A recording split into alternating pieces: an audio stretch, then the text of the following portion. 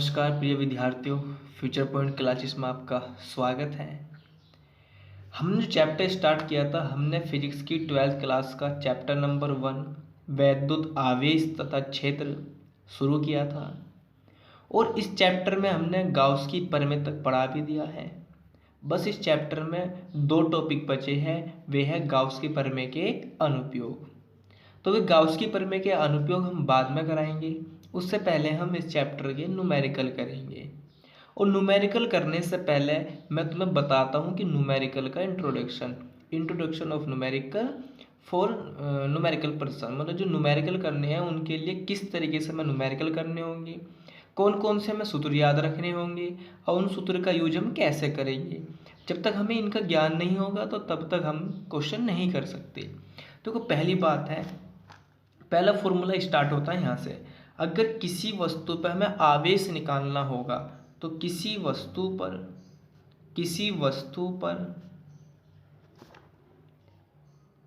आवेश की मात्रा, किसी वस्तु पर आवेश की मात्रा अगर किसी वस्तु पर हमें आवेश की मात्रा ज्ञात करनी होगी तो Q बराबर फॉर्मूला लगाएंगे हम प्लस माइनस NE, जहां n होगा इलेक्ट्रॉनों की संख्या, जहां n बराबर इलेक्ट्रॉनों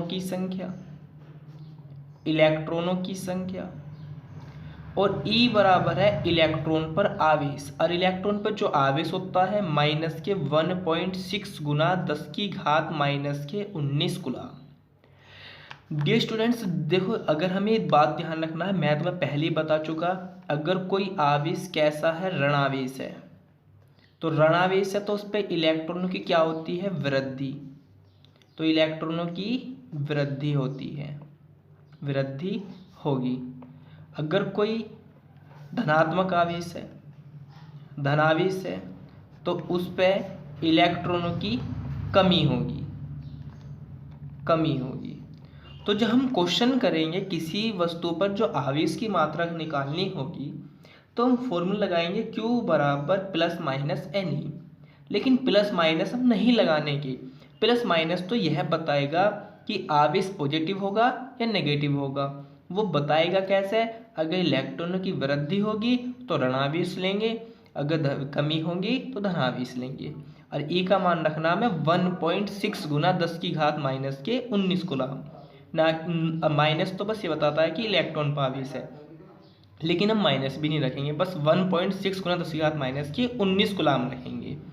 इस फॉर्मूले से हम क्या क्या कर सकते हैं, वो हमारे से कह देगा कि किसी वस्तु पर n इलेक्ट्रॉन की कमी है तो उस पर कितना आवेश होगा, n का मतलब कितने भी इलेक्ट्रॉन दे सकता है। तो हम फॉर्मूला लगाएंगे Q बराबर NE। या वो कह देगा किसी वस्तु पर 50 कूलम आवेश है तो उस पर कितने इलेक्ट्रॉन होंगे, तो इलेक्ट्रॉनों की संख्या निकाल लेंगे, तब Q बराबर NE, तो N बराबर हो जाएगा Q अपॉन E। तो ये था हमारा फर्स्ट फॉर्मूला। अब जो दूसरा फॉर्मूला है दो बिंदु आवेशों के बीच अगर जो बल लगना होगा, जैसे दो बिंदु आवेश है ये, तो इनके बीच में जो फॉर्मूला बिंदु आवेश है Q1 व Q2, इनके बीच की दूरी है R। और तुम्हें पता है दो बिंदु आवेशों के बीच जो बल लगता है उसे कहते हैं वैद्युत बल, और ये किसने दिया था, कूलॉम ने। तो F बराबर 1/4 pi epsilon not capital K Q1 Q2 upon R², ये वाला फॉर्मूला लगाएंगे। जहाँ K है, यदि वायु है तो K बराबर 1, अन्य माध्यम है तो अन्य माध्यम के लिए हम क्या करेंगे, K का जो मान होगा 1 से ज़्यादा होगा। और धातु के लिए K बराबर अनंत। और फिर दूसरी बात मैं तुम बता देता हूँ 1/4 पाई, ये जो 1/4 पाई है इसका जो मान होता है, इसका मान होता है 9 गुना 10 की घात 9, और Q1 Q2 अपॉन R²। और यहाँ से भी तुम्हें पता है अगर ये दोनों आवेश समान प्रकृति के हैं तो बल लगेगा प्रतिकर्षण, अगर ये दोनों आवेश विपरीत प्रकृति के हैं तो बल लगेगा आकर्षण। तो यह फॉर्मूला तब हम अप्लाई करेंगे जब दो बिंदु आवेश दे रखे हो और दो बिंदु आवेशों के बीच अगर हमें बल ज्ञात करना होगा तो तब फॉर्मूला लगाएंगे हम F बराबर 1/4 कैपिटल के Q1 Q2 upon R square. और यह तीसरा फॉर्मूला यह होता है वैद्युत क्षेत्र की तीव्रता। वैद्युत क्षेत्र की तीव्रता, तो वैद्युत क्षेत्र की जो तीव्रता होती है कैपिटल E बराबर होती है F अपॉन Q। ये एक फॉर्मूला होता है। ये फॉर्मूला तब लगाना जब कोई आवेश क्यों किसी वैद्युत बल में रखा होगा तो उस पर वैद्युत क्षेत्र की तीव्रता E कितनी होगी, F अपॉन Q नॉट। और इसी का दूसरा फॉर्मूला बनेगा अगर कोई बिंदु आवेश है तो बिंदु आवेश का मतलब किसी आवेश के कारण, वैद्युत क्षेत्र, अगर हमें वैद्युत क्षेत्र ज्ञात करना है तो तब फॉर्मूला लगाना होगा E बराबर 1/4 अगर पराबाद्युतांक दे रखा तो कैपिटल के और Q अपॉन R स्क्वायर। एक ये फॉर्मूला हमें अप्लाई करना है, ठीक है। फिर चौथा फॉर्मूला और आ जाता है। अगर कोई आवेश, ध्यान रखना, कोई आवेश किसी वैद्युत क्षेत्र E में रखा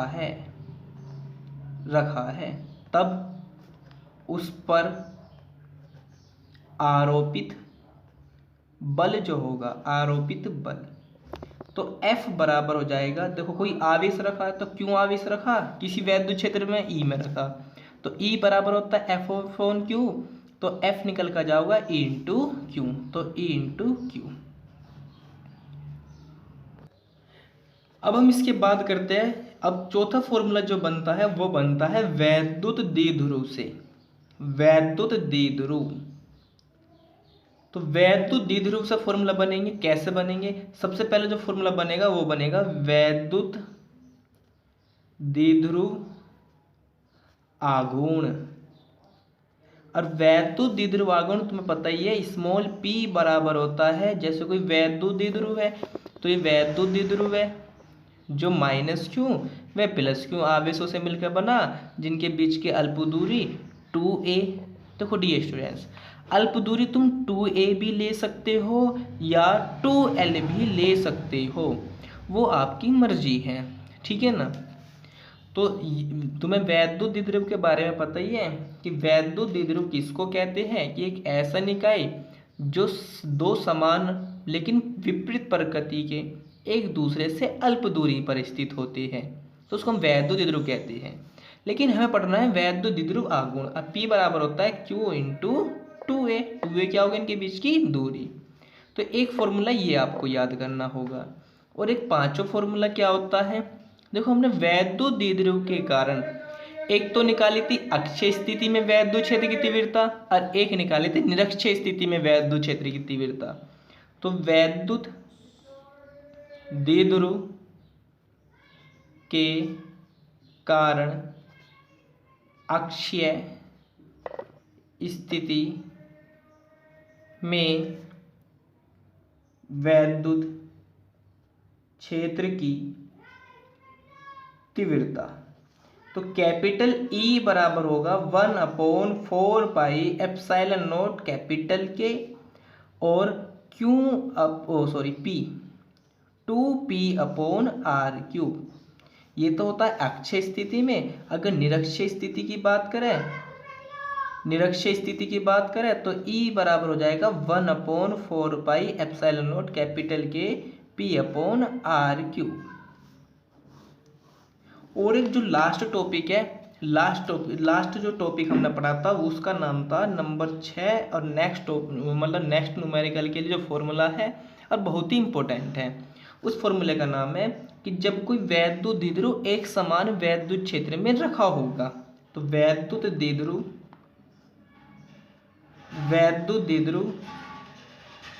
एक समान वैद्युत क्षेत्र में रखा हो तब उस पर आरोपित बल आघूर्ण, आया याद आपको? बल आघूर्ण जो हमने पढ़ा था, टो बराबर पी ई साइन थीटा, एक ये वाला फॉर्मूला। तो डी स्टूडेंट्स, मैंने जो ये सोचा कि आगे की जो वीडियो है, 2 टॉपिक बचे आपके इस चैप्टर में, तो वे कंप्लीट कराने से पहले थोड़े से न्यूमेरिकल कराए जाए। ये जितने भी हमने टॉपिक पढ़ लिए हैं उन पे सभी पे हम न्यूमेरिकल कराया जाए, क्योंकि 12th क्लास में जो फिजिक्स है उसमें डेरिवेशन इम्पोर्टेंट होती है और न्यूमेरिकल भी उससे ज़्यादा इम्पोर्टेंट होते हैं। तो डेरिवेशन भी तुम्हारे पे आनी चाहिए और न्यूमेरिकल भी तुम्हारे पे अच्छी तरीके से आने चाहिए। तो इसलिए कोई तुम्हें प्रॉब्लम ना हो, कोई समस्या ना आए, तो इसलिए हमने ये सोचा, यह निर्णय ले लिया कि हम आपको पहले अब थोड़े से न्यूमेरिकल कराएंगे, जब आपको फिर हम वो बाकी की जो 2 डेरिवेशन बची है पे करा देंगे। तो एक यहाँ तक के तो ये तुम्हें फॉर्मूले याद रखनी है। और दूसरे फॉर्मूले की मैं और बात कर रहा हूँ। जैसे देखो, कोई 2 बिंदु आवेश है, ये 2 बिंदु आवेश है, इस यहाँ पर आवेश है Q1, यहाँ पे है Q2, और इनके बीच की दूरी है R। ये इस माध्यम में रखे, किस में रखे? वायु में। तो तब जो बल होगा, तो तब बल हो जाएगा F बराबर 1/4 पाई एप्सिलॉन नॉट। अब कैपिटल के की जगह हम 1 रखेंगे, तो 1 रखेंगे तो उसका मान कितना हो जाएगा? 1, तो उसे छोड़ दो, Q1 Q2 upon R square.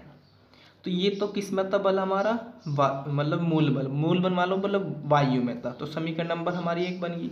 अगर हम इन्हीं आवेशों को इतनी ही दूरी पे, आरी दूरी पे हमने माध्यम में रख दिया, किसी माध्यम में रख दिया, और जिसका परावर्तनांक कितना है? कैपिटल के, तो तब बल कितना हो जाएगा? F बराबर 1/4 पाई एप्सिलॉन नॉट कैपिटल के Q1 Q2 upon R square. बस तुम्हारे यहाँ पे क्या जाएगा? कैपिटल के। अब देखो ऊपर से तो देखो मैंने ले लिया 1 कॉमन, नीचे से मैंने कॉमन ले लिया K। देखो यहाँ पे क्या बचा? 1/4 पाई एप्सिलॉन नॉट और Q1 Q2 upon R square, क्योंकि K तो बाहर आ गया। अब देखो 1/4 pi epsilon not Q1 Q2 upon R square का मान अगर मैं बात देखूँ तो समीकरण नंबर 1 से क्या है? F0। तो F बराबर हो जाएगा 1/K इंटू में F0, तो F बराबर हो जाएगा F0/K। तो ये जो फॉर्मूले की मैंने प्रूफ किया कर दिया, ये फॉर्मूला मैंने इसलिए कर दिया तुम्हारे लिए प्रूफ। वो क्या करेगा? वो तुम्हारे से क्वेश्चन नो कहेगा कि 2 बिंदु आवेश अल्प मतलब दूरी दे देगा ना, 3 मीटर की दूरी पे वायु में रखे हैं, तो उनके बीच बल 5 न्यूटन लगता है, 10 न्यूटन लगता है। यदि उन्हें उतने ही आवेश को उतनी ही दूरी पर 6 परावैद्युतांक वाले माध्यम में रख दिया जाए, तो तब बल कितना लगेगा? तो डायरेक्ट फॉर्मूला लगा देना, F बराबर F0/K।